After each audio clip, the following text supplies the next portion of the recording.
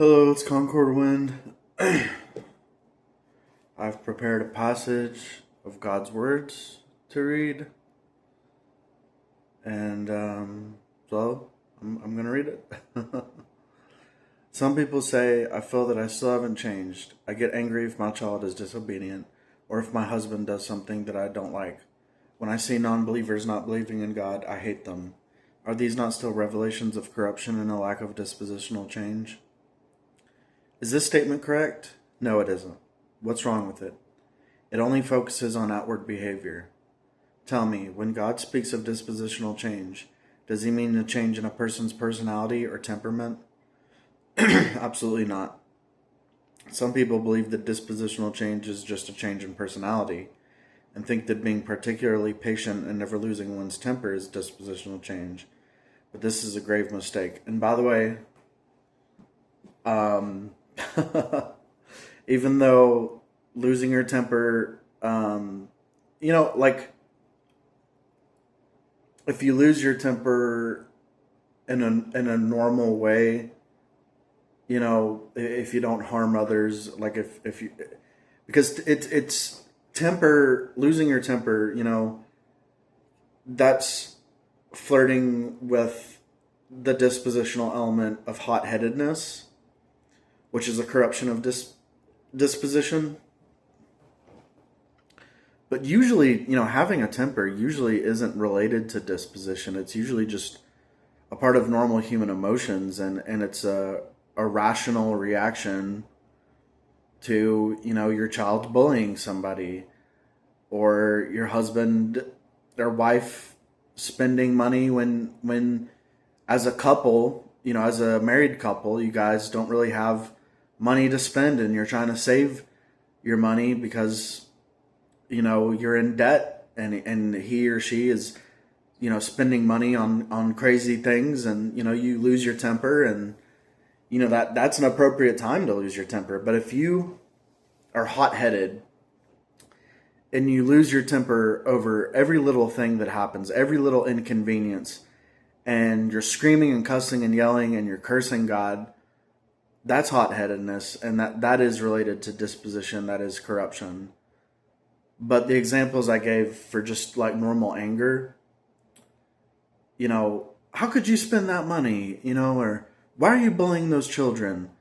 That type of anger is like very normal, So you have to discern the difference. Like, you may think you're hot-headed, and you may have read about hot-headedness in God's words, because I have a feeling that some of you guys are not watching my videos because you're reading God's words on your own. That's what I hope anyways. I like to be optimistic, or, just positive.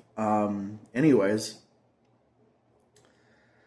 so you may have read about hot-headedness, and you may think you're hot-headed because you lose your temper sometimes, but you have to use discernment and understand there's a difference between getting angry and being hot-headed. There's a difference.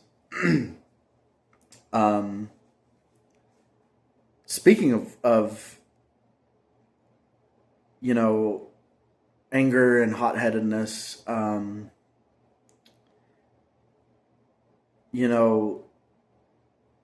anger is a behavior, and it's a manifestation of normal human emotion. It's entirely appropriate. However, people still try to suppress it. And they believe suppressing it and practicing patience, holding back their natural human emotion, they believe that is dispositional change. There's people, according to God's words, that believe that. And number one, that's not the case, obviously, as I've explained. And number two, let's just say hypothetically, let's not say hypothetically. I don't like hypotheticals. Instead, let's talk about hot-headedness. Like, with hot-headedness, that is something you need to change, unlike just normal human anger. Normal human anger you can keep, but hot-headedness, you have to change that. And if your way of changing your hot-headedness is suppressing it and practicing patience, that may work for a while, but eventually you'll just lose it.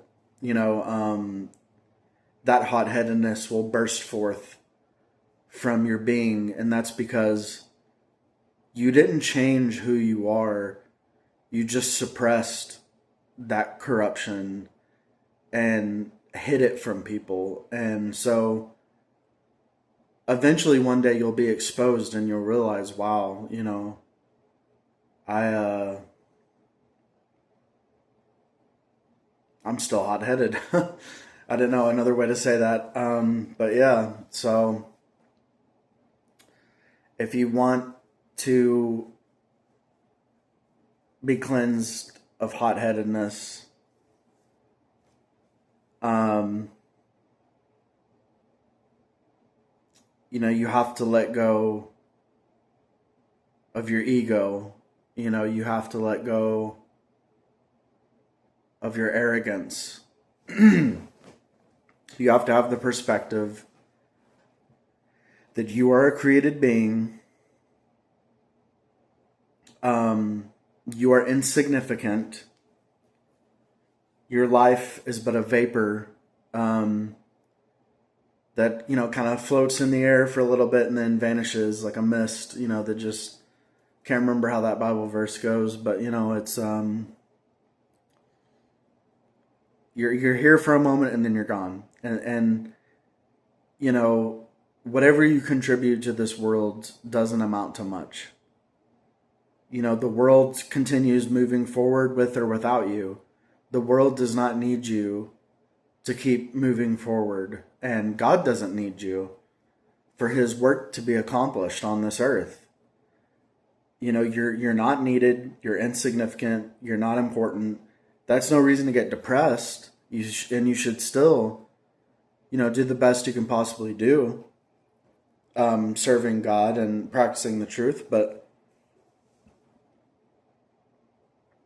you know, when you understand you're just a tiny little creature created by God, you know, when you really have that perspective and you have to understand that's the reality. Like, you have to accept the truth. If you accept the truth of who you are a corrupted tiny little creature created by God.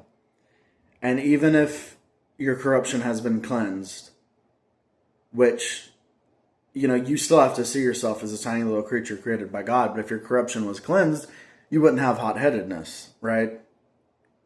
So hot-headedness typically is related to ego.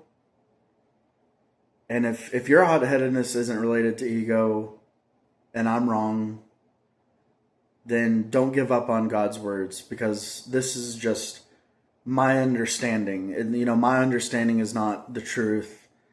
I mean, we've talked about this on this channel before. You know, people's understanding doesn't stand in for the truth. So you can't take my understanding, apply it, fail, and then blame God. That's not the process of things. You have to seek the truth from God's words and discover for yourself the answer, because I mean, God's words is a vast ocean, and there's no way I could possibly find how to solve hot-headedness like right at this moment. Like, I would have to do some digging and really. So all I understand from what I've read of God's words is that hot-headedness is related to ego, and I could be wrong about that. So if it doesn't work for you, then keep searching. Don't give up. Eventually, your corruption will be cleansed. Yeah. So hopefully that works for you. I think it will. I think if you let go of your ego, I think your hot-headedness will be cleansed. I really do. You know, my friend Maria is able to suppress her anger, but I don't think she has hot-headedness. And if she does, she's just suppressing it, and she hasn't necessarily changed. Or maybe she has. I mean, I shouldn't judge, but you know, I shouldn't. Well, let me take that back. I shouldn't judge without knowing all the details, you know. But anyways, yeah. So that's it. Thank you so much for watching. God bless and goodbye.